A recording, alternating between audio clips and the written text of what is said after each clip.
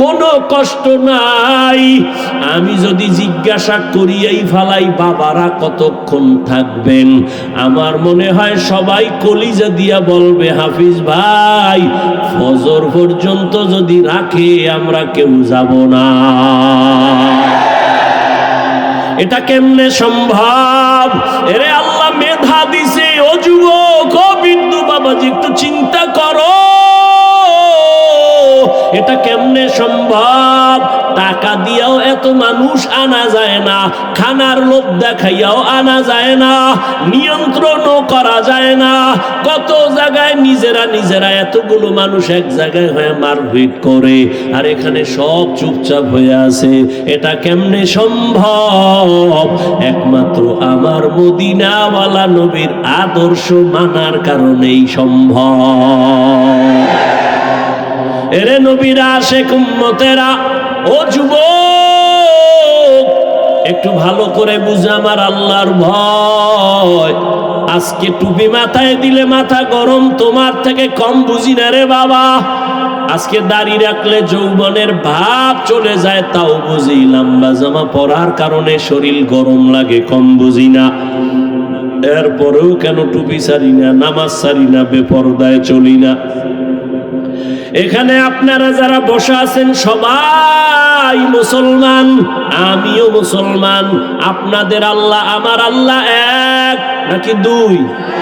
আপনাদের নবী আমার নবী, আপনাদের কোরআন আমার কোরআন, আপনাদের ধর্ম আমার ধর্ম, আপনাদের কালেমা আমার কালেমা, আপনাদের কাবা আমার কাবা, আপনাদের নবী আমার নবী, আপনার আল্লাহ আমার আল্লাহ, আপনার কাবা আমার কাবা, সব এক। দুনিয়াতে আসছি তাও এক, বিদায় বেলা কাফন হবে তিনটা তাও এক। আমি বক্তার সম্মানে একটা কাফন কেউ বাড়াইয়াও দিবে না। এই এলাকার গরিব মরিয়া গেলে একটা কাফন কেউ কমাইয়াও দিবে না। কোটিপতিরও যেমন তিনটা কাফন, গরিবেরও তেমন তিনটা কাফন। ও আল্লাহর বান্দারা, কালার হবে আলাদা না এক? কি কালার? সাদা। কাফনের উপরে লেখা থাকবে বড় হুজুরের লাশ, এমপি সাহেবের লাশ। কে ধনী, কে গরিব, কে আলেম, কে মূর্খ, কে ইমাম, কে মুক্তাদি, কে বক্তা, কে শ্রোতা, কে পীর, কে মুরিদ। আজকে আমি বক্তা বক্তা ভাব যতই দেখাই না কেন, তুমি টাকার গরম যত দেখাও, সাদা কাফনে যেদিন ঢুকবা সব বাহাদুরি শেষ হয়ে যাবে। ওই কাফনের মধ্যে কে গোলাম আর কে মালিক, কে ধনী, কে গরিব, কাফনে ঢুকলে আর পাওয়া যাবে না, সব একাকার হয়ে যাবে। ওই কবরের সাইজও হবে এক। ওই কবরে রাখিয়া বিদায় বেলা প্রশ্ন করা হবে সবার বেলায় তিনটা তাও এক। আমাকে যেই প্রশ্ন যুবক, তোমাকে একই প্রশ্ন। রবের পরিচয় দাও, ধর্মের পরিচয় দাও, রহমাতুল লিল আলামিনের পরিচয় দাও। নবী বলেন এই তিনটা প্রশ্নের জবাব যারা দিতে পারবে তাদের কবর হবে রওজাতুম মির রিয়াজিল জান্নাহ। আর যারা জবাব দিতে পারবা না তাদের কবর হবে হুফরাতুম মিন হুফারিন নার। কারা পারবে জবাব দিতে? আমরা হুজুরেরা। এই হুজুরেরা, হুজুরেরা পারার কোনো গ্যারান্টি আছে? নাই। যদি থাকতো রহমতের নবীর হাতের সাহাবা জান্নাতের টিকিট হাতে পাইছেন 10 জন। এই 10 জনের ইতিহাস বইরা দেখো, মরণ পর্যন্ত শুধু কান্না কান্না কান্না কান্না। রহমতের নবী বলেন, আমি আয়েশার হুজরায় রাতে এসা পরে ঘুমায় গেলাম। আমি ঘুমাইলে আমার চোখ বন্ধ, তবে আমার অন্তর ঘুমায় না। আমার মাথার কিনারায় মসজিদে নববী, আমার মসজিদ ছোট ঘর। হঠাৎ ঘুমের মধ্যে রাতের বেলা গভীরে শুনি কান্নার আওয়াজ। আমি হঠাৎ চোখ খুললাম, কে কান্না করে। আমি আস্তে আস্তে উঠলাম, ঘুম থেকে উঠা আমি বের হইয়া দেখি নামাজের মধ্যে একজনে দাঁড়ায় দাঁড়ায় কান্না করে। সাধারণ কেউ কাঁদে না, আমার জান্নাতের সাহাবী আমার কলিজার আবু বকর নামাজে দাঁড়ায় দাঁড়ায় কান্না করে। আমি জিজ্ঞাসা করলাম, নামাজের পরে আবু বকর আপনি নামাজে দাঁড়াইয়া কেন কান্না করলেন? আবু বকর বলেন, ইয়া রাসূলুল্লাহ, হাসরের ময়দানে মালিকের সামনে কেমনে দাঁড়াইয়া হিসাব দিব সেই ভয়। আমি চোখের পানি ছেড়ে কান্না করতেছি, আল্লাহর আদালতে কেমন করে দাঁড়াবো। ও যুবক বাবারা, তাদের কত সুন্দর আমল, কত সুন্দর তাকওয়া, কত সুন্দর তেলাওয়াত, তাদের কত সুন্দর ইখলাস, কত সুন্দর নামাজ, কত সুন্দর রোজা। এত সুন্দর আমলে আমার আল্লাহ খুশি হইয়া জান্নাতের সার্টিফিকেট দিয়েছেন। এরপরেও যদি তারা আল্লাহর আযাবের ভয় নামাজে রাতের বেলা কান্না করেন, তাদের তুলনায় তোমার আমার গলায় রশি লাগায় এত কান্না করা উচিত সারা জীবন।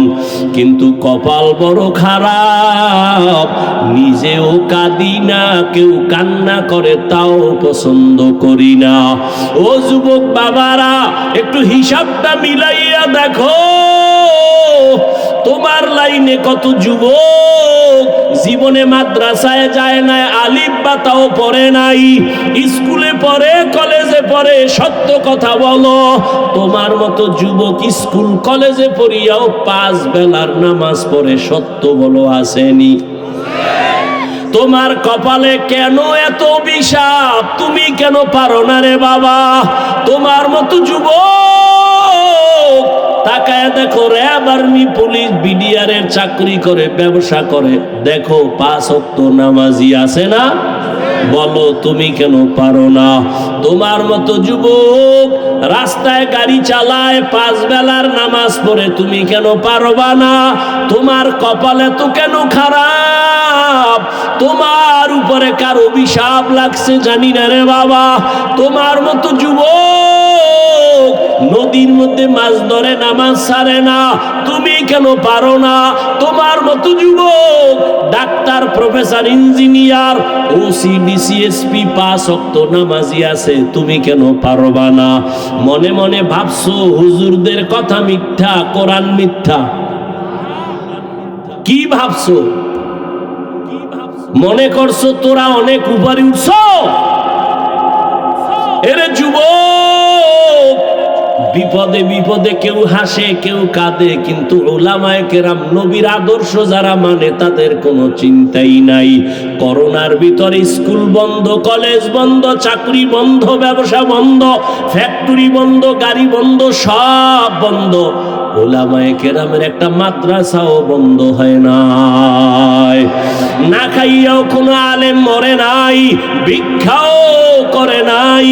ও যুবক, তোমার মতো যুবক যদি জেনারেল লাইনে থাকিয়া নামাজ পড়ে, তুমি কেন পারবা না? ও বৃদ্ধ বাবাজিরা, তো আপনার মতো কত বাবা মসজিদে গিয়া 5 বেলার নামাজ আদায় করে, আপনি কেন পারেন না? ও পর্দার আড়ালের মা বোনেরা, এতক্ষণ আমি আপনাদের সন্তানদের বয়ান শুনাইলাম। এই বয়ানটা বাস্তবায়ন করতে হলে মা, আপনার চোখের পানি আর দোয়া লাগবে।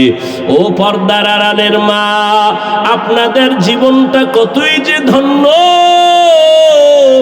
আজকে ইসলামপুরের স্টেজে কত কোরআনওয়ালার মাথায় পাগড়ি দেওয়া হলো। এদের মা বাবার মতো ঈদের আনন্দে আর কেউ নাই। ও পর্দার আড়ালের মা, মনে কি চায় না একটা আদর্শ সন্তানের মা হইয়া কবরে যাবেন? আপনারা তো নবীদের মায়ের মতো দামি মা, সাহাবায়ে কেরামদের মায়ের মতো দামি। আপনারা তো খাদিজা রাদিয়াল্লাহু তাআলা আনহার মতো দামি। আপনারা তো আয়েশা রাদিয়াল্লাহু তাআলা আনহার মতো দামি, ফাতেমা রাদিয়াল্লাহু আনহার মতো দামি। আপনারা তো ইসমাঈল নবীর মা হাজেরা আলাইহা আলাইহিস সালামের মতো দামি, আপনারা তো ঈসা নবীর মা মারিয়াম আলাইহিস সালামের মতো দামি। এমন কি দুনিয়াতে আল্লাহর বড় দুশমন ফেরাউন, তার স্ত্রীর নাম কি? আসিয়া। কেমন আল্লাহর গোলাম বান্দি হয়ে গেলেন। ও পর্দার আড়ালের মা, রহমতের নবী বলেন, আসিয়া কিয়ামতের দিন জান্নাতে যাবে আর আমার সাথে বিবাহের ব্যবস্থা হয়ে যাবে। ও পর্দার আড়ালের আম্মা জানেরা, যেই ফেরাউন আল্লাহর এত বড় দুশমন, ওই ফেরাউনের স্ত্রী হইয়া আসিয়া আল্লাহর হুকুম জীবনে মানিয়া আল্লাহর মোহব্বত নিয়ে দুনিয়ার থেকে চলে গেল। ও পর্দার আড়ালের আম্মা জানেরা, আপনাদের স্বামী তো ফেরাউনের মতো খারাপ না। আপনি যদি নামাজ পড়ে দোয়া করতেন, পর্দা করতেন, স্বামীর মাল হেফাজত করতেন, স্বামীটারে বুঝাইতেন আর কোনোদিন হারাম টাকা ঘরে আনবা না, অবৈধ কামাই করবা না, হারাম খাইয়া আমাদের রক্ত সন্তানের রক্ত নাপাক করব না। আপনি যদি বুঝাইতেন, আল্লাহর বান্দা হারাম টাকা ঘরে আনতো না, সন্তানটাকে যদি আদর্শওয়ালা ডাক্তার বানায় যাইতেন, দুনিয়ার মানুষ আপনার সন্তানের ব্যবহারে কলিজা দিয়া দোয়া করত, আপনি মাও দোয়া পায়া যাইতেন রে মা। এজন্য বলে গেলাম মা, এখনো সময় আছে, তওবা করেন। একটা সন্তানকে ডাক্তার বানাবেন, ইঞ্জিনিয়ার বানাবেন, একজন প্রফেসর বানাবেন, তবে আমার দাবি বেয়াদব বানাবেন না। আপনার সন্তানের আচরণে কোনোদিন যেন কেউ কষ্ট না পায়, আল্লাহর বিরুদ্ধে না যায়। আপনার সন্তানের আজে যেন আমার আল্লাহ খুশি থাকে, নবী যেন কষ্ট না পায়, মা বাবা যেন কষ্ট না পায়, ওলামায়ে কেরাম কষ্ট যেন না পায়, শিক্ষক মুরব্বীরা যেন কষ্ট না পায়। ও যুবক, এখনো সময় আছে, তওবা করে নাও, আল্লাহর মোহাব্বত নিয়ে তওবা করো, মনেরে বুঝাও, ও আল্লাহ আমার কপাল কেন এত খারাপ। তোমার মতো যুবক যদি জেনারেল লাইনে থাকিয়া নামাজ পড়ে দাড়ি রেখে পর্দা করে, তুমি পারবা না কেন? মনে মনে তওবা করো আর বলো, হে আল্লাহ, জীবনে তো কম গুনাহ করি নাই, মনে চাইছে নামাজ পড়বো না, পড়ি নাই, মনে চাইছে পার্কে যাব, দৌড়ায় গেলাম, মনে চাইছে কাউকে গালি দিব, দিয়েছি, মনে চাইছে আড্ডা দিব, দিয়েছি। আজকে থেকে তওবা করলাম, আর নামাজ ছাড়বো না, বেপরদায় চলবো না, দাড়ি কাটবো না। ও আল্লাহর বান্দারা, আজকে আমি মুসলমান, তুমিও মুসলমান, তোমার আমার আল্লাহ এক, নবী এক, কোরআন এক, কাবা এক, ধর্ম এক, কালেমা এক। অথচ আমার মাথায় টুপি না দিলে লজ্জা পাই, অথচ তুমি টুপি দিতে লজ্জা পাও, আমি দাড়ি কাটতে গেলে লজ্জা পাই। আর তুমি কেমন মুসলমান যে দাড়ি রাখতে গেলে লজ্জা পাও? আমি বেপরদায় চলতে লজ্জা পাই, তুমি পর্দা করতে গেলে লজ্জা পাও। এর একটাই মাত্র কারণ, এত বয়ান তুমিও জানো, আমিও শুনাই, তাবলীগওয়ালাদের বয়ান, পীর মাশায়েখের বয়ান, জুমার দিন খতিব সাহেবদের বয়ান, এরপরেও কেন তোমার আমলের পরিবর্তন আসে না? এর একমাত্র কারণ, আল্লাহর আদালতে দাঁড়াইয়া হিসাব দেওয়া লাগবে, চিন্তাই তোমার অন্তরে নাই। ওরে যতই বাহাদুরি করো রে যুবক, এখনো আল্লাহর ভয় অন্তরে জমা নাও, আলেমদের দোয়া নিয়ে সামনে আগাও, আর জীবনে গুনাহ করিও না রে বাবা। এক সেকেন্ডের সূর্যের গরম সহ্য করতে পারো না, একটা মশার কামড় সইতে পারো না রে বাবা, একটা বেতের বাড়ি সহ্য করতে পারো না। আল্লাহর কোরআন তোর অন্তর যদি বলে সত্য, গুনাহগার হইয়া যদি আল্লাহর আদালতে দাঁড়াও, সূর্যের গরমে মাথার মগজগুলো ভাতের মারের মতো ফুটতে থাকবে। জাহান্নামের গরম কেমন করে সহ্য করবা? ও আল্লাহর বান্দা, সাপ বিচ্ছুর আক্রমণ কেমনে সহ্য করবা? মাটির চাপ কেমনে সহ্য করবা? এখনো সময় আছে, চক্ষু বন্ধ করে পারোনি, 2 ফোঁটা চোখের পানি ছেড়ে ক্ষমা চাও। ওরে সন্তান যদি মায়ের বাবার শাস্তির ভয়ে কান্না করে, একটা ছাত্র যদি শিক্ষকের শাস্তির ভয়ে চোখের পানি ফেলে ক্ষমা চাইতে পারে, আমার আল্লাহর আযাবকে এত ছোট মনে করবা না রে বাবা। ওই আমার আল্লাহর আযাব বড় ভয়ঙ্কর। যেই ভয়ঙ্কর আযাবের কারণে আমার নবী পর্যন্ত কান্না করতেছিলেন, আমার উম্মত কিয়ামতের ময়দানে কি উপায় হবে? এখনো সময় আছে, তওবা করে নাও। হেদায়েতের মালিক আমার আল্লাহ, ইজ্জতের মালিক আমার আল্লাহ, রিজিকের মালিক আমার আল্লাহ। জীবনে আর যতদিন বাঁচবো আল্লাহকে মনে মনে বলো, আল্লাহ আর নামাজ ছাড়বো না, আর বেপরদায় চলবো না, উলামায়ে কেরামের পরামর্শ নিয়ে নবীর তরিকা মেনে চলবো। তওবা করার মতো যদি কারো অন্তর তৈরি হয়, মুনাফিকি যদি না থাকে, খাঁটি তওবার নিয়ত যাদের আছে, দুটো হাত আল্লাহকে দেখাইয়া দাও। আয় আল্লাহ, আপনি হাতগুলো কবুল করে নেন, তওবা কবুল করে নেন। তওবার উপরে মজবুত হইয়া চলার মতো তৌফিক আমাদের দান করেন আল্লাহ। একজনের হাতও খালি ফিরাইয়া দিয়েন না রে মালিক। আয় আল্লাহ, গুনার কারণে আপনি বেজার হইয়া ফিরাইয়া দিয়েন না রে আল্লাহ। মেহেরবানি করে সবাইকে হেদায়েতের আলো দিয়া কবুল করে নেন, আমিন। ইয়া আইয়ুহাল্লাযীনা আমানুত্তাকুল্লাহ। ও দুনিয়ার মুমিন, তোমরা আল্লাহকে ভয় করো তথা তাকওয়া অর্জন করো। ওয়াকুলু কওলান সাদীদা। জবানের দ্বারা যা বলো সত্য সঠিক শালীন ভাষায় বলো। লাভ, ইউসলিহ লাকুম আ'মালাকুম, বিনিময়ে তোমাদের টুটা ফাটা আমল আল্লাহ পাক কবুল করে ফেলবেন। আর ওয়ায়াগফির লাকুম যুনুবাকুম, জীবনের সব গুনাহ আল্লাহ মাফ করে দিবেন। ওয়া মান ইউতিইল্লাহ ওয়া রাসূলাহু, যে বা যারা আল্লাহ এবং তার রাসূলের অনুকরণ করবে, ফাকাদ ফাজা ফাউজান আযীমা, তাদের বিজয়টা হবে চূড়ান্ত বিজয়, মানে বিনা হিসাবে জান্নাতি। রহমতের নবী বলেন, মাইয়াজমান লিমা বাইনা লাহিয়াইহি ওয়া মা বাইনা রিজলাইহি আজমান লাহুল জান্নাহ। নবী বলেন, হে উম্মত, দুই জিনিসের হেফাজতের জিম্মাদারি যদি তুমি নাও, আমি নবী তোমাকে জান্নাতে নেওয়ার জিম্মাদারি নিব। কয় জিনিস? প্রথম হলো জবানের কন্ট্রোল করো, হেফাজত করো। দ্বিতীয়, লজ্জাস্থানের হেফাজত করো।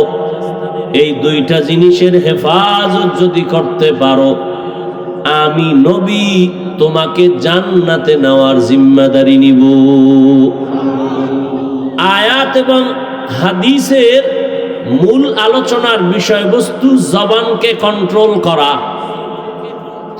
নবীও বলেন জবান কন্ট্রোল করো, আল্লাহ বলেন জবান কন্ট্রোল করো। কোন পদ্ধতিতে করবা? তোমার মনের মতো পারবা না। মুমিনকে আল্লাহ আয়াতে দুটো আদেশ দিয়েছেন, একটা তাকওয়া অর্জন করো, দ্বিতীয়টা জবানকে হেফাজত করো। যদি করতে পারো, নগদ দুইটা পুরস্কার। এক, জীবনের আমল কবুল। দুই, জীবনের সব গুনাহ মাফ। এখন আল্লাহর এই আদেশ আল্লাহ শুধু মুমিনকে দিলেন কেন, বেঈমানকে দেন নাই কেন? এর সংক্ষিপ্ত জবাব, জান্নাত শুধু মুমিন পাবে, কোনো বেঈমান এক সেকেন্ডের জন্য কখনো জান্নাত পাবে না। জান্নাত পাবে না। কারা পাবে? জবান খুলেন, কারা পাবে? মুমিনেরা যে জান্নাত পাবে, তাও বহু ফিডা খাওয়ার পর। যেই তালে বিড়ি টানেন এমনি জান্নাত পাবেন ফিডা ছাড়া।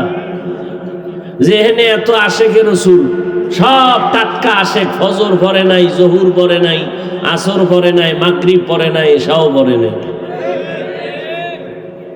ফজরও পড়ার চিন্তা নাই, বয়ান শুনতে আইছে, যাক এটাও ভালো।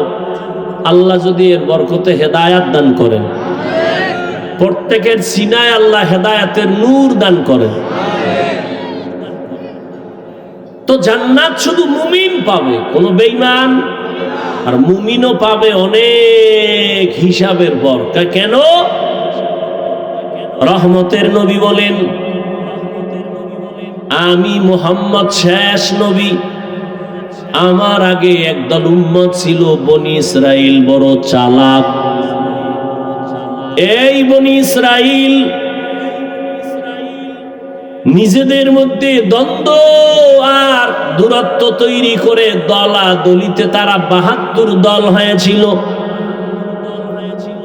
আমার উম্মত আরো চালাক, আমার উম্মতের দল আরো একটা বেড়ে যাবে। তাহলে কয় দল হবে? কুল্লুহুম ফিন্নার। নবী বলেন সব জাহান্নামে যাবে, ইল্লা মিল্লাতান ওয়াহিদা, এক দল জান্নাতে যাবে। টোটাল ৭৩ দলের সব যদি জাহান্নামে যায়, এক দল জান্নাতে যায়, তাহলে বলেন জাহান্নামী কয় দল? এই যে ৭২ দল জাহান্নামী, এরা কেউ হিন্দু, বৌদ্ধ, ইহুদি, খ্রিস্টান কেউ না, সব হবে মুমিন মুসলমানের ভেতর থেকে। তাহলে ৭২ দল জাহান্নামী সব মুসলমানের মধ্য থেকে হবে। দ্বিতীয় সাহাবায়ে কেরাম প্রশ্ন করলেন, মান হিয়া ইয়া রাসূলুল্লাহ, হে পয়গম্বর, যেই দলটা জান্নাতে যাবে ওই দলের পরিচয় কি? রহমতের নবী বলেন, মা আনা আলাইহি ওয়া আসহাবি। নবী যদি বলতেন, এই খেয়াল করেন, নবী যদি বলতেন আমাকে যারা মেনে চলবে তারা জান্নাতি হতো, কিন্তু নবী এতটুকুই বলেন নাই। নবী বলেন যারা আমি মুহাম্মদের আদর্শ আর আমার হাতে গড়া সাহাবায়ে কেরামের আদর্শ যারা মেনে চলবে তারা জান্নাতি। কি বুঝলাম? এ জমিনে যারা বলে আমরা নবী মানি, মুহাম্মদ মানি, সাহাবাদের মানি না, এরা মুসলমান হলেও ৭২ দল জাহান্নামীদের অন্তর্ভুক্ত।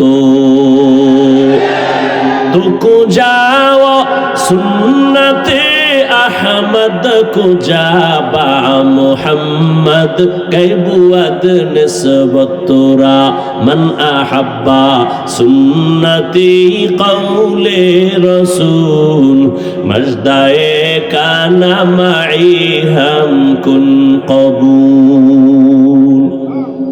তাহলে শুধু নবী না, সাহাবাও, সাহাবায়ে কেরামদেরও মানা লাগবে।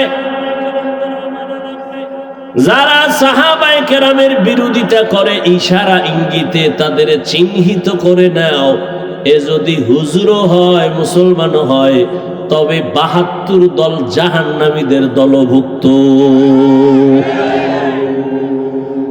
জান্নাত শুধু মুমিন পাবে, এজন্য আল্লাহ মুমিনকে বললেন আল্লাহকে ভয় কর, জবানকে হেফাজত করো।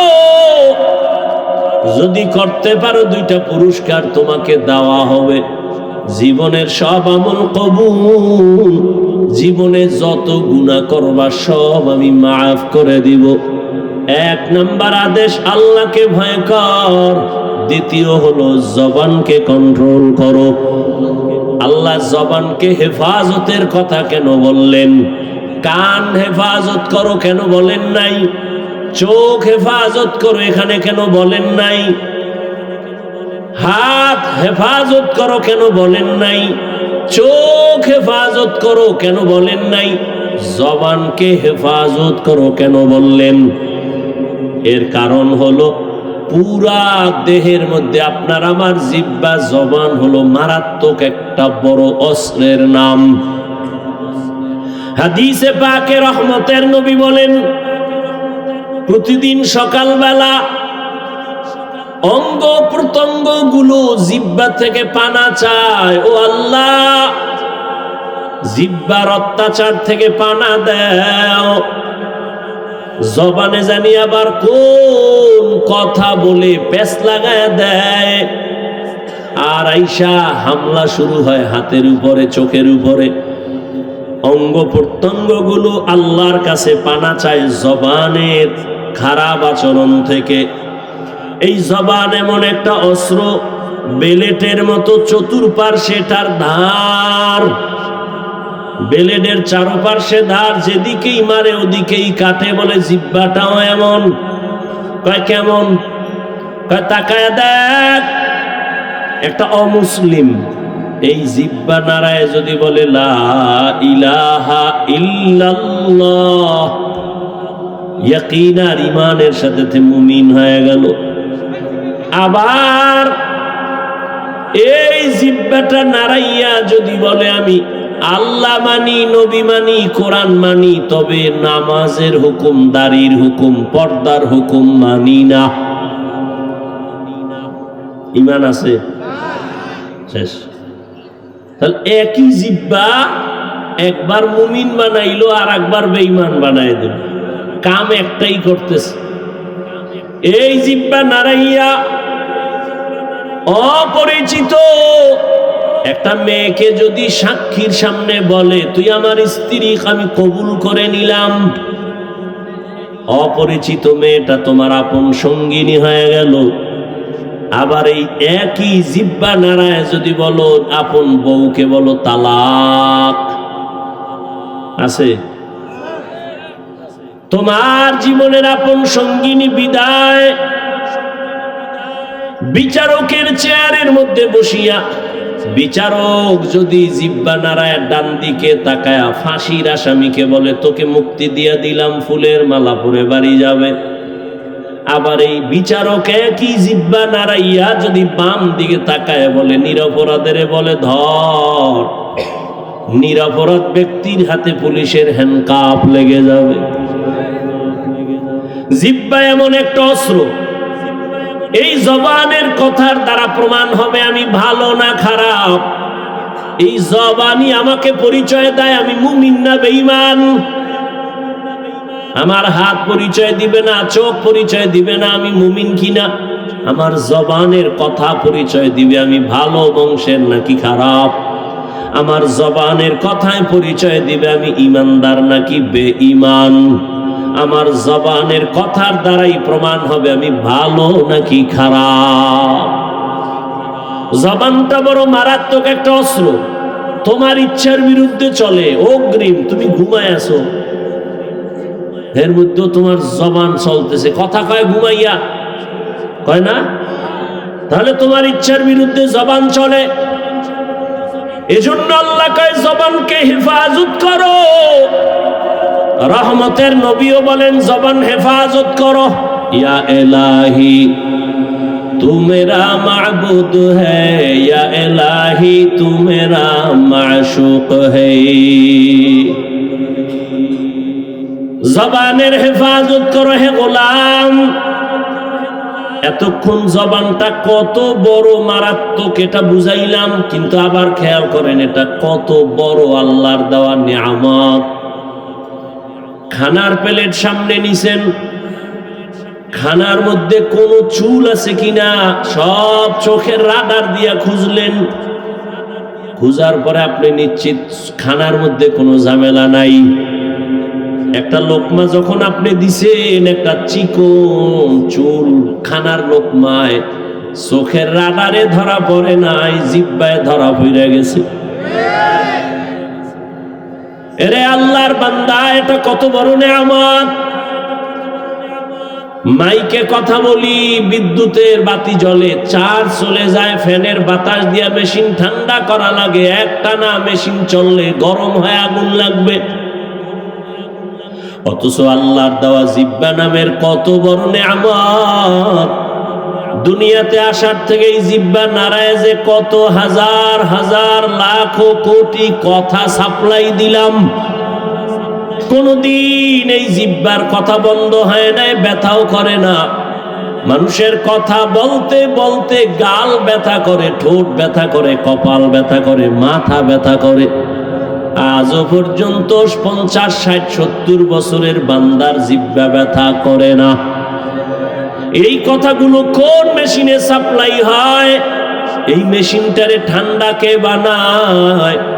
ওই মেশিনের মধ্যে তেল কে দেয়, পেট্রোল কে দেয়?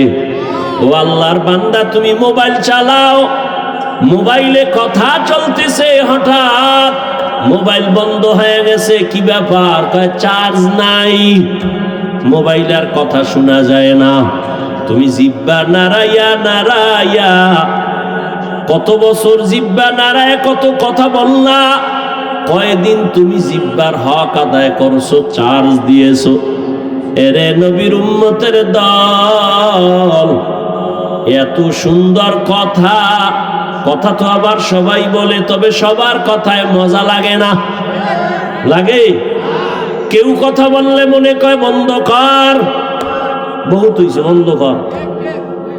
আবার কেউ কথা বলার পরে কয় এই উঠলো আর সাইরে দিল, আর একটু কও। এই মজাকে লাগাই দিছে।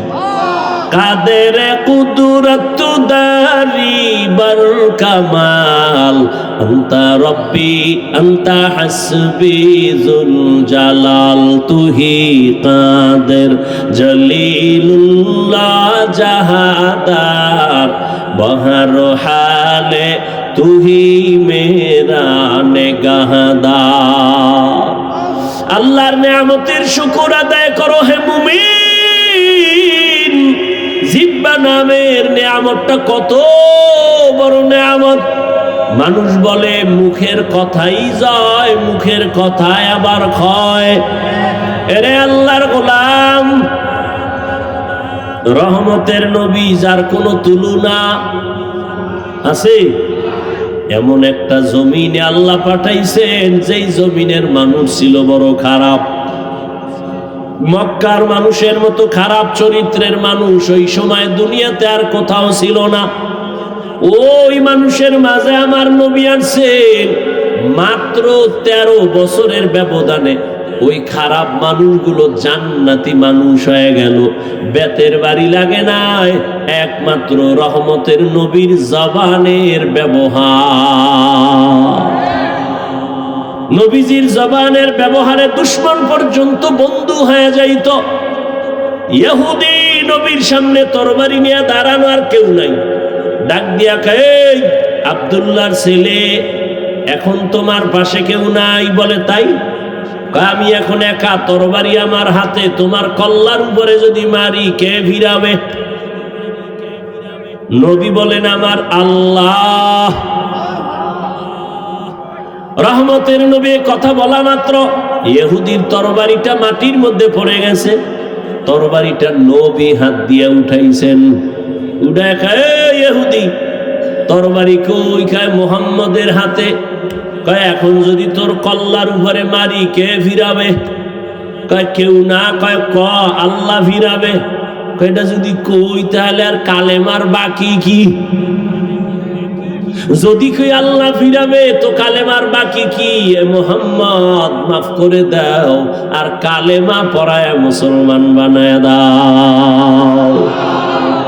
ইমামুল আউয়ালিন আল আখিরিন, বহরে সাদকা রাহমাতাল লিল আলামিন, সাইয়্যিদুল কাউনাইন খাতমুল মুরসালিন, আখির আমদ বুদে ফখরুল আউয়ালিন।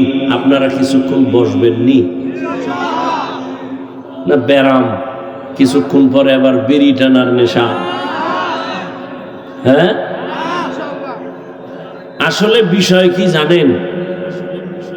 এখানে আসতেও কপাল লাগে, এখানে বসতেও কপাল লাগে, মোনাজাত দিয়া মা বাবার জন্য দোয়া কইরা যাইতেও কপাল লাগে। সবার কপাল তো আর ভালো না। অনেকে আসছে ইসলামপুরে যায়, কিন্তু এই ইসলামের মধ্যে ঢুকে নাই। কই? মহিলা প্যান্ডেল তাওয়াফ করে, আর দোকানে বয়ে বয়ে আড্ডা দেয়, আর তাজা তাজা কবিরা গুনাহ করে। কপাল খারাপ। আর কপাল যদি খারাপ হয় আমি হাফিজুর রহমান কেন আর মক্কা মদিনার ইমাম কেন? রহমতের নবীর বয়ানও কালেমা জুড়ে না। যেই নবীর চেহারা এক নজর দেখলে ঈমানের সাথে জান্নাত ওয়াজিব, যেই নবীর চেহারা মোবারক এক নজর দেখলে পেটের ক্ষুধা নিবারণ হয়, ওই নবীকে 13 বছর দেখলো, বয়ান শুনলো, কালেমা কপালে আসলো না। কে? আবু জাহাল, এর নাম কফা। আর অন্যদিকে 27 বছরের যুবক তরবারি নিয়ে যায় নবীকে জবাই করবে। রহমতের নবীর সামনে যাইয়া তরবারি ফালায় বলে, ও রহমতের নবী, তরবারি দিয়া আমার কল্লা কেটে দেন, তবে আগে কালেমা রশি গলায় লাগায় দেন। এর নাম কফাল। এর নাম কি? এই জাগো, দীর্ঘ টাইম বসার অভ্যাস নাই, এরা ভিতরে ঢুকছেন কেন? কত আলেম ওলামা মাঠে বসা, সাদা দাড়িওয়ালারা বসা, এদেরে ধাক্কাইয়া জুতা হাতে লইয়া গায়ে লাগাইয়া এরপরে বাইর হইতেছেন, ভয় লাগে না? আপনার ব্যারাম থাকলে ঢুকছেন কেন? ওই কত আল্লাহর বান্দারা বাইরে দাঁড়ানো আছে না? এরা মন চাইলে আবার দূরে গিয়ে বিড়ি টাইনে আবার আসবে, কোনো ঝামেলা নাই। ভিতরে বৈশা উঠা বসা করা এটা তো ভালো না। এতগুলো মানুষ, আলেম ওলামা, মুরব্বীরা, এদের ডেঙ্গিয়ে বের হন, এটা তো আদব নয়। এই ব্যারাম কেন? কপাল খারাপ হয়ে গেছে। আল্লাহ সবাইকে হেদায়াত দান করেন। আপনারা বেশি কষ্ট মনে করলে আমি ছেড়ে দেই। আল্লাহ সবাইকে কবুল করেন। তাহলে কেউ উঠবেন না তো? ইনশাআল্লাহ উঠবেন না তো? উঠবেন না, কেউ উঠতে চাইলে উঠতে দিবেন না। 2-3 জনে আসতে তারে শোয়ায় ফেলাইবেন জাগাত, যে তুই মোটামুটি ঘন্টা 2 ঘুমা, ওরে আর মাথা উঠে দেবেন না। যাও, আন্দোলন হইছে 5 তারিখ, আর একটা আজকে হইয়া যাও। ঠিক আছে, স্বাধীনতাতে এখনো শেষ হয় নাই। কি জামালপুর ইসলামপুরের মানুষ কি দেশ স্বাধীন না? দেশ স্বাধীন। দেশ স্বাধীন হলে চট্টগ্রামে আইনজীবীর গলায় ছুরি চালায় কে? মুসলমান তো স্বাধীন বলে চিৎকার দিবে স্বাধীন।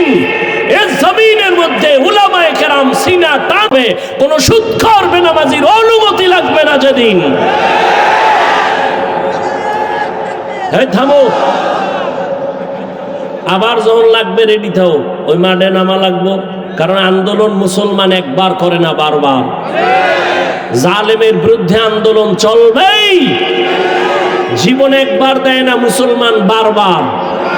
জালেমের বিরুদ্ধে, ইসলামের পক্ষে। কথা ঠিক না? আল্লাহ সবাইকে কবুল করেন। কোন সান্দুকে আর জুলুম করার সুযোগ দেওয়া যাবে? কাফনের কাফন কিনে রেডি রাখো। ডাক আসলে ময়দানে অবতীর্ণ হতে হবে। তুমি যতই বন্ধু বান্ধব তালাশ করো, বলছি না সব ধান্দাবাজ আর চান্দাবাজ, একমাত্র তোমার কলিজার আপন বন্ধু নিঃস্বার্থ উলামায়ে কেরাম।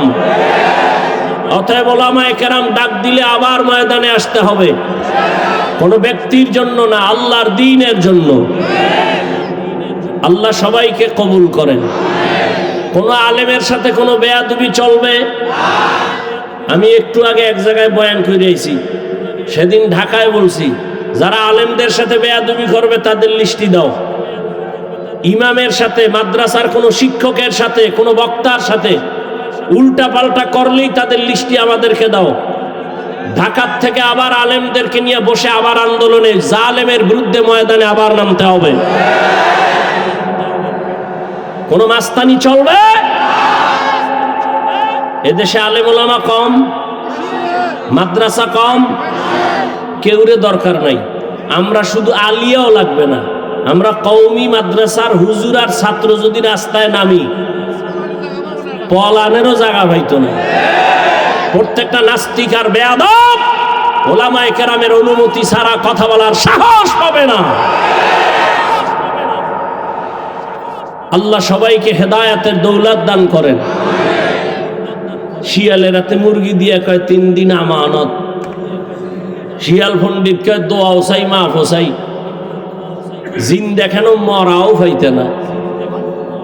শিয়ালের হাতে মুরগি দিলে যা হবে, ধর্মের চাবি সুদখোর আর বেনামাজির হাতে দিলে তাই হবে। আল্লাহ হেদায়েত দান করুন। তো যে কথা বলতেছি উঠা বসা করলে আমি মোনাজাত দিয়ে দেব। কথা বলতে অনেক কষ্ট হয়, সাউন্ডটা আমার মনের মতো পাই না, এই জন্য। তারপরে আপনাদের মহব্বতে বলতেছি, কারণ সবকিছুর ঊর্ধ্বে আপনাদের দোয়া। বক্তার এলেম আর আমলে বয়ান হয় না, জীবন মনে রাখবেন। এলেম আর আমলের বাহাদুরি দিয়া বয়ান হয় না, বয়ান হয় শ্রোতাদের অন্তরের মহব্বত আর আকর্ষণের উপর। আর রহমত কার? জোরে বলেন। ইয়া আইয়ুহাল্লাযীনা আমানুত্তাকুল্লাহা ওয়া কুলু কাওলান সাদীদা। এ মুমিন, আল্লাহকে ভয় করো, জবানের হেফাজত করো। জবান বড় দামি একটা অস্ত্র, আল্লাহ পাকের অন্যদিকে বড় নেয়ামত। এই জবান হেফাজত কেমনে করবা? তোমার ইচ্ছার বিরুদ্ধে জবান দৌড়ায়। হাত যদি অন্যায় করে রশি দিয়া পেঁচাও বেঁধে রাখো, আর অন্যায় করতে পারবে না। পা যদি অন্যায় ভাবে হাঁটে, পাও 2টা বেঁধে দেওয়ার হাঁটতে পারবে না। কান যদি অন্যায় আওয়াজ কানে নেয়, পট্টি লাগায় দাও, কান হেফাজত হয়ে যাবে। ভালো করে বুঝো, চোখ যদি অন্যায় কিছু দেখে, চোখের সামনে কালো আয়না লাগায় দাও, দেখবে না। বুঝেন, ভালো করে বুঝেন। হাত অন্যায় করলে বাধা যাবে, হেফাজত করা যায়, কন্ট্রোল করা যায়। কান অন্যায় করলে কন্ট্রোল করা যায়। চোখ অন্যায় করলে পট্টি লাগাও, আয়না লাগাও। কিন্তু জবানটা যদি অন্যায় করে বারবার, এটারে আটকাইবেন কেমনে? রশি দিয়া বাঁধা যাবে, কষ্টেপ লাগানো যাবে। জিহ্বা কেমন একটা বড় আল্লাহর অস্ত্র, এখানে কষ্টেপে ধরে না। ধরে? সুপারগুলো ধরবে? ধরবে না। তো জবানটারে কেমনে কন্ট্রোল করবেন? মুখের উপরে কষ্টেপ লাগাবেন? কয় না। এবার আল্লাহ দয়া করে একটা পরামর্শ দিতেছেন, ও বান্দা, আমি জানি, তোর থেকে বেশি জানি। হাতেরে আটকাইতে পারবি, কান আটকাইতে পারবি, চোখ আটকাইতে পারবি, পা পারবি, কিন্তু জবানটারে তুই দুনিয়ার কোনো রশি দ্বারা বাঁধতে পারবি না।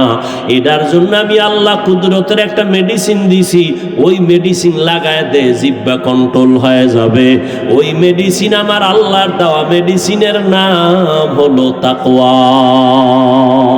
हर के दारत खौफ हकदार दिल मदम जन्नतुल मअवा देहद रामकम जुज़बा हक़ची जे मखाज इंसुजा फजले उहा मस्ते दर जुमला जहां।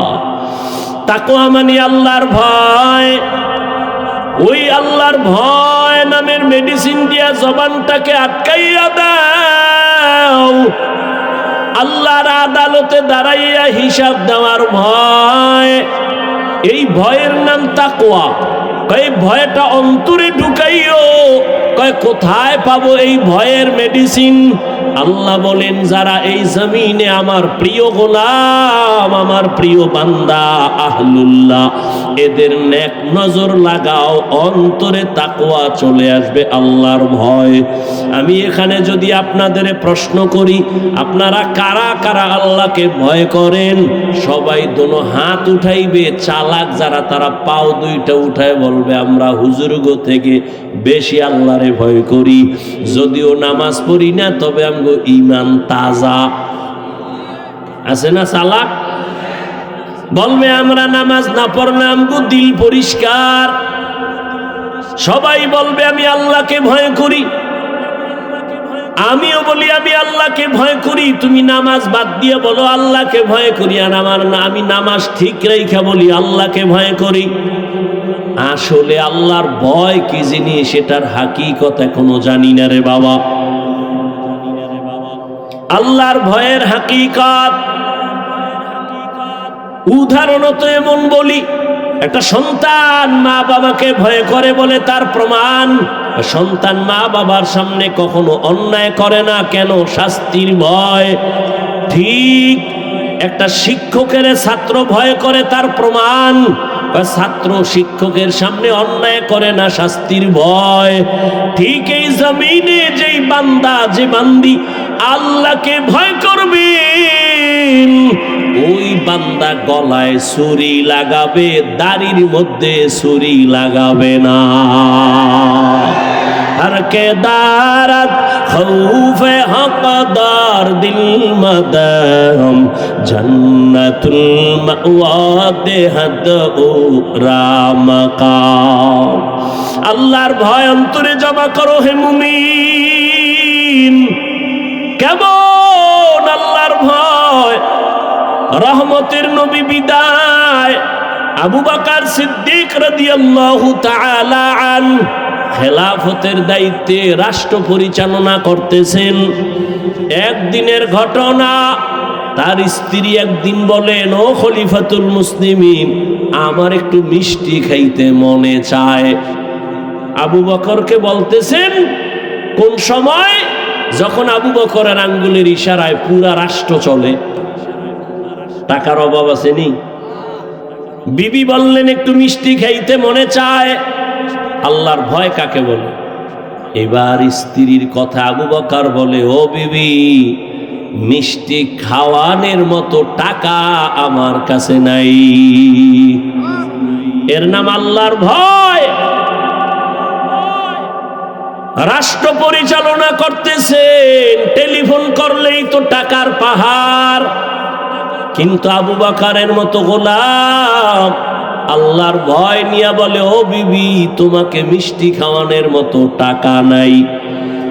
ও পর্দার আড়ালের মা বোনেরা, ভালো করে শুনেন। স্ত্রী কিছুদিন চুপ হয়ে গেল, কিছুদিন পরে আলাদা কিছু টাকা দিয়া বলে, ও খলিফাতুল মুসলিমিন, আপনার কাছে টাকা নাই মানলাম, আমি আলাদা কিছু টাকা দিলাম, এই টাকা দিয়া মিষ্টি এনে দেন। আবু বকর সিদ্দিক রাদিয়াল্লাহু তাআলা আনহু তিনি বললেন, এই বিবি, টাকা পাইলা কই? আপনারা জিগাইবেন নি বউরে? জীবনেও না। আমনে কইবেন, সাব্বাস, এরম চুরি কইরা পারলে আরো দিও। এটাও বলে ঠিক আন্দাজি। আবু বকর বললেন, বিবি, টাকা কই পেয়েছো? এবার বিবি কি কয় শুনেন। বিবি কয়, আপনি যে মাসে মাসে বেতন পান সরকারি কোষাগার থেকে, ওই বেতনের কিছু টাকা আমি বাঁচাইয়া জমা করছি। এবার দেখেন আবু বকর কি কয়, তাহলে তো বুঝলাম আমার বেতনের টাকার থেকে এই টাকাগুলো বাড়তি, এই টাকা না হইলেও তো সংসার চলে, তাহলে আগামী মাস থেকে বেতনের এই টাকা কমাইয়া নিব, এই টাকা কমায় নিব, আমার বেতনে এত টাকা লাগে না। এর নাম আল্লাহর ভয়। রামগো দেশের আল্লাহর ভয় দেখছেননি? সুইস ব্যাংকে আল্লাহর ভয়, 10 তলা বিল্ডিং, কোটি কোটি কোটি কোটি, কত হাজার কোটি খবর নাই। ও আল্লাহর বান্দা, আল্লাহর ভয় যতদিন না আসবে ততদিন পর্যন্ত বান্দার জীবনটা কন্ট্রোল করা সম্ভব হবে না। আর এটাও চির সত্য, আল্লাহর ভয় ততদিন পর্যন্ত আপনার অর্জন হবে না যতদিন পর্যন্ত আল্লাহর ওলিদের বন্ধু হবেন না। আউলিয়ারা কারে উকবা ইখতিয়ার, জাহেলারা কারে দুনিয়া এখতিয়ার মাইলে মোমেন সোয়ে মোমেন মিশাওয়াত মাইলে কাফের সোয়ে কাফের মিশাওয়াত। আল্লাহর ভয় রে যুবক, আমিও যদি তোমার মতো প্যান্ট শার্ট টাই লাগাইয়া দাড়ি কামাইয়া রাস্তায় বাহাদুরের মতো ঘুরতাম, কেউ আমারে বাধা দিত না রে বাবা। ও ইসলামপুরের মুসলমান, ইসলাম কই? ইসলামপুরের মানুষের মধ্যে ইসলামের বড় অভাব। কি ঈমান আলী নাম রাখছে, তাজা বেঈমান, নাম হইল ঈমান আলী। শান্তির হাটে শান্তি নাই, মুন্সিগঞ্জে মুন্সি নাই। ইসলামপুরের মধ্যে মাঠে তাকায় দেখি চেহারা ইসলাম নাই। ওগো নবীর উম্মতেরা,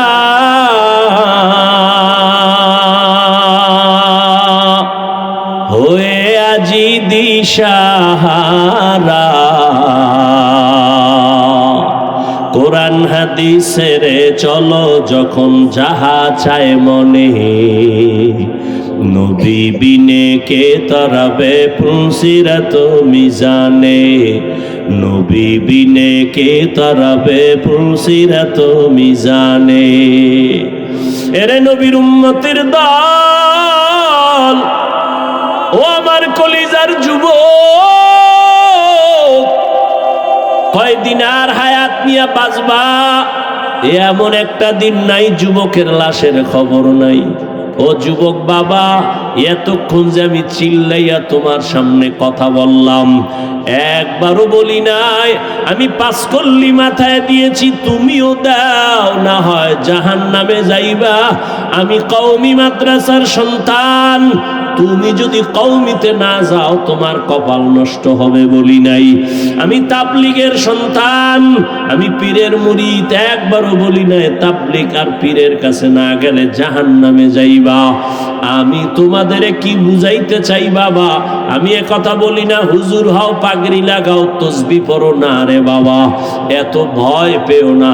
তুমি স্কুলে পড়ো, তুমি কলেজে পড়ো, তুমি চাকরি করো, তুমি ব্যবসা করো, তোমার জায়গায় থাইকা কেমনে তুমি মদিনার পথ ধরবা, জান্নাতের পথ ধরবা, এই কিছু পরামর্শ দেওয়াই হলো আমার কাজ। ও বাবা, পরামর্শ দিয়া যায়, নবীর তরিকা ছাড়া শান্তির কোনো পথ নাই। আজকে দেখো ইসলামপুরের ময়দানে হাজার হাজার হাজার হাজার এত মানুষ, এর টাকাওয়ালারা যদি এতগুলো মানুষ এই ইসলামপুরের কোনো মাঠে জমা করতে চাইতো, কত পেরেশানি তার মাথায় আসতো। এই মানুষগুলোরে আসা যাওয়ার ফ্রি গাড়ি দেওয়া লাগতো, বসার জন্য ভিআইপি ব্যবস্থা, এরপরে ফাঁকে ফাঁকে নাস্তা, নাস্তা না দিলে আবার চেয়ারের বাড়ি। আবার এই মানুষগুলো সব টাকা দিলেও এই জান্নাতি মানুষ এই প্যান্ডেলে আসতো না। এলাকার যত গাঞ্জাখোরেরা সব এসে হাজির হইতো, আর এখানে সব জান্নাতি মানুষ, দাড়িওয়ালারা, আলেম ওলামারা নিজের টাকা দিয়া ভাড়া দিয়ে এখানে আসছেন। বসার বিছানাটাও ভালো না, দুনিয়াতে থেকে নিম্ন বিছানার নাই। অনেকে জায়গা না পায়া দাঁড়ায় বসে আছে, কেউ বসে আছে, কে বড় কে ছোট, কে আলেম কে মূর্খ, কে ধনী কে গরিব, কোনো ভেদাভেদ নাই, চুপচাপ বসা। এতগুলো মানুষের নিয়ন্ত্রণ করার জন্য কত পুলিশের প্রয়োজন হইতো, কিন্তু এত মানুষ এখানে আসছে, কোনো পুলিশের পেরেশানিও নাই, প্রশাসন লাগলো না, মানুষ সব ঠান্ডা ভাবে বসে আছে। আমার মনে হয় আমি যদি জিজ্ঞাসা করি, প্রত্যেকটা মানুষের পেটে এখন ক্ষুধা, রাত্র অনেক বেড়ে গেছে। গ্রাম অঞ্চলের মানুষ এত রাত সজাগ থাকে না, 7:30টায় এসা বইরা তাড়াতাড়ি ঘুমায় যাইতো, এক ঘুম হয়ে যাইতো। কিন্তু এখানে ক্ষুধা নিয়েও